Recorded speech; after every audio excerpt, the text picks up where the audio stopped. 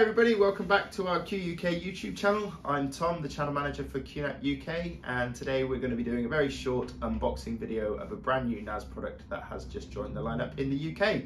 So we'll grab the unit out, have a quick look at it, talk about some of the specs, why that unit is a little bit special, a bit different from everything else that we've got in the lineup. And that's going to be it really. After the video today, we are going to be launching our Christmas giveaway program. So do make sure you've watched to the end of the video so you can find out how to sign up for that and maybe win some goodies before Christmas. As always with these videos, if you haven't already, please do like and subscribe to the channel. It's very important to us. And if you have any questions, then drop them in the comment box below and we will get back to you directly as soon as possible. All right. So, what am I unboxing today and why is it special? Well, it is the brand new TBS-464 and it's special because it's not like any other NAS that we carry in our lineup. It's a different form factor to everything else that we carry in our lineup. It's not a rack mounted unit and it's also very different to a traditional tower unit as well. It's what we at QNAP call a NASBOOK. And a NASBOOK for us at QNAP is a small, portable yet still powerful NAS that you can take with you when you're on the move. So if you're going to an exhibition for a few days and you need some network storage when you're there, or you're going to a meeting, you need your presentation files with you, but you want them available on the network when you arrive, then a NASBOOK is perfect for you. And we achieved that small form factor by removing the heavy, clunky, traditional hard drives, squishing it down and adding some SSDs. So somewhat predictably, it is an all-flash unit. It takes M.2 SSDs, and we'll get to that a little bit later on. Most people are obviously aware that SSDs are smaller and lighter than traditional hard drives, but actually for this use case, the important point is that they're a little bit less vulnerable to bumps and knocks and things like that when you're moving them around. So hopefully with this unit, when you get to your destination, you won't find that your RAID has failed because you've got some failed drives. Long-term QNAP fans will be aware that this isn't the first time we've released the NASBOOK. In fact, it's the third iteration of a TBS unit. It's replacing the outgoing TBS-453DX, and before the TBS-453DX we had the TBS-453A, which the eagle-eyed among you will have spotted is actually that awesome looking orange and black NAS unit on the top shelf there behind me.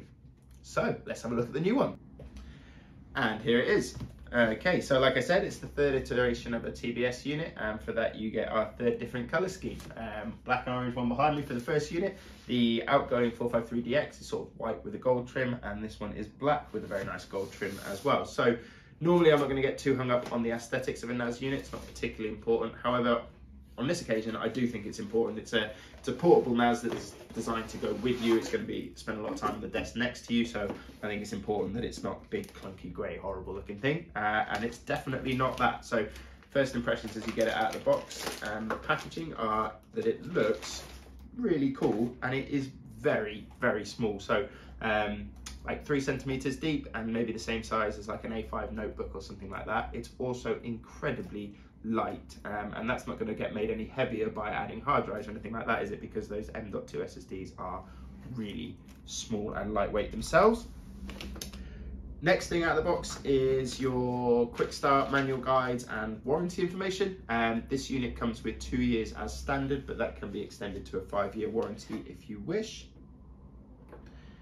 All right, then we've got your power brick and kettle lead, not particularly interesting, so we'll move swiftly on. So the last few things in the box are a bit more specific to this NAS. Obviously we've already covered that it's an all-flash unit and that it uses M.2 SSDs, and they get seriously hot. So we've got some heat sinks and a load of thermal pads. Please make sure you use them if you do buy this NAS. Obviously looking at it, there's no big cooling fans in there. You get a little system fan, but that's just about circulating the airflow of the processor. In terms of cooling down the unit, we do rely on the thermal design of the unit and the heat sinks and those thermal pads, so super important. While we're talking about the M.2 SSDs, this unit has support for M.2 NVMe SSDs, whereas the outgoing unit was only M.2 SATA. So big improvement moving into the new unit there, worth noting. Last thing in the box is your Ij45 cable. Also specific to this unit because it's Cat5e and it's not a Cat6 cable, because this unit does not have 10 gig. The outgoing unit did, so if we're keeping score, that's probably 1 all. The unit, in terms of network ports, has 2.5 gig ports instead. Now, that's not a cost-saving measure from QNAP, it's to do with the bandwidth for the Intel processor. So this unit uses the brand new Intel Celeron chip, the N5105. It is a quad-core processor with 2.9 GHz operating frequency, so it's going to be a pretty powerful chip, especially in a unit of this size and price point. It's the first NAS to hit the market, I believe, that uses that chip, so obviously everybody's excited to see how it goes. Intel Celeron always super popular in all of our units, so I expect good things. It is the chip that is the reason that we don't have 10 gig on this unit though, because there are only a certain amount of PCIe lanes available into the chip, and we listened to your feedback on the TBS-463-8G which basically was that M.2 SATA SSDs are great, but wouldn't it be nice if we had NVMe ones instead? And they take up quite a few PCIe lanes into the processor, and so there wasn't room on top of that to add a 10 gig port. So we've compromised and gone with 2.5 gig ports. That isn't the limit of the network connectivity of the unit though, as there are some USB 3 ports which you could use for with one of our USB to 5 gig adapters, so you could add a 5 gig network port there as well. So a few options. There isn't a PCIe Express port on the slot on the back though, so you can't upgrade with the 10 gig NIC. You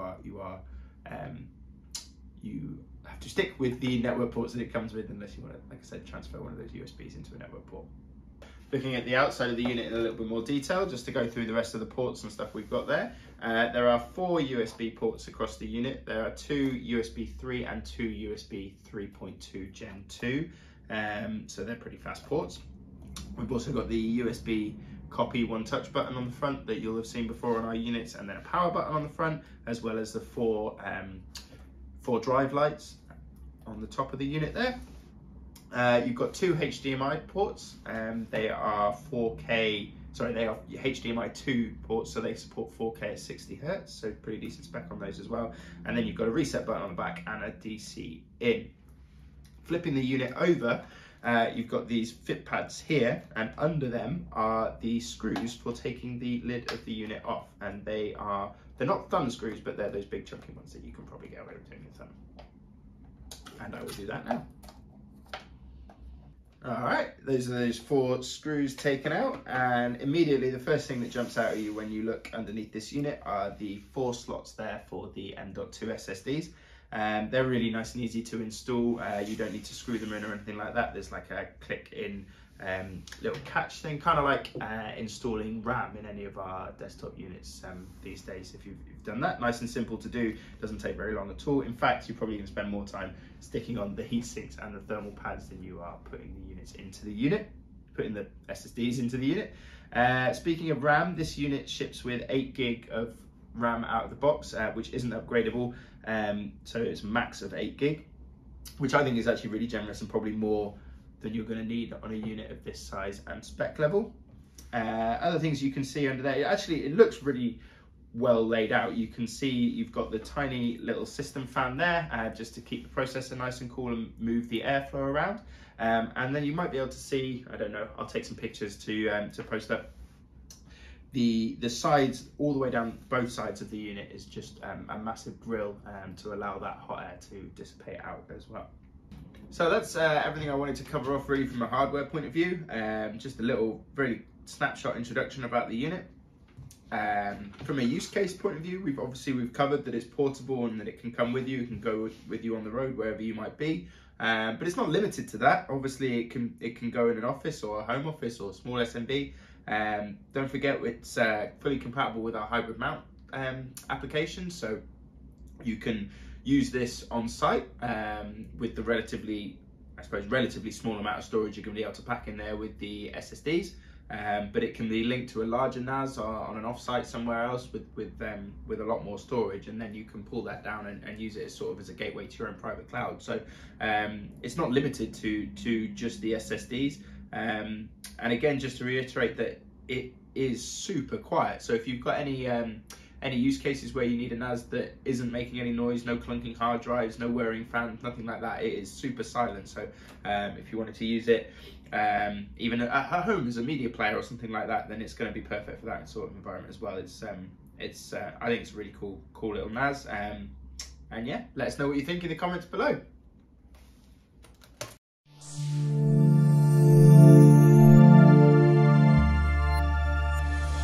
Hi Alright guys, thank you very much for watching as always. It's great to have you on the channel. I did promise at the start of today's video that I'm going to launch our Christmas giveaway, and that's exactly what I'm doing now. So this year what we're going to do is, I think we'll set up like a little Google questionnaire or something like that, and we'll put the link in the description on this video and all of our subsequent videos that get released before Christmas.